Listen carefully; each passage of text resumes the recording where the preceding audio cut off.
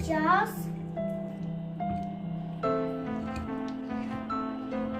Annem malakoyu yapıyor. Ben de o yüzden hiç yemekler yapmıyordum. Böyle harika. Annem yapıyordu hep. Ne yapayım?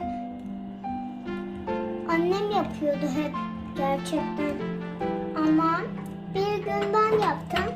Cupcake bir kere. Annem her şeyler yaptı. Ben bir kez daha kurabiye yapıyorum. Şimdi yumurtayı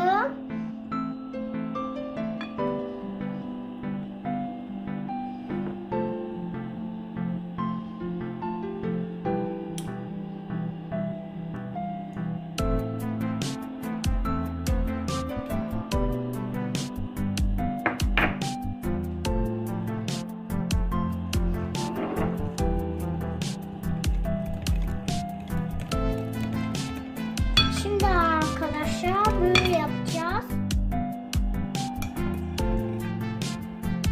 Tuz ve kabartma tozu. Bakın.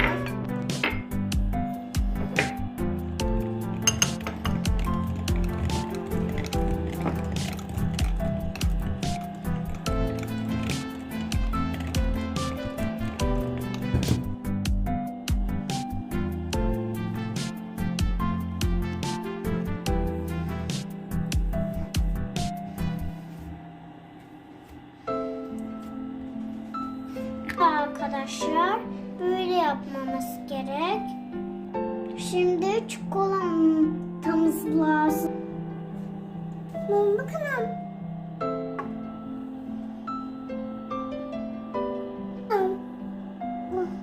Kades düştü.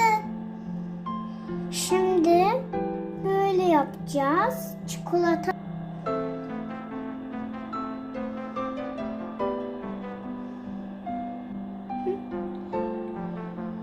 İşte yaptık.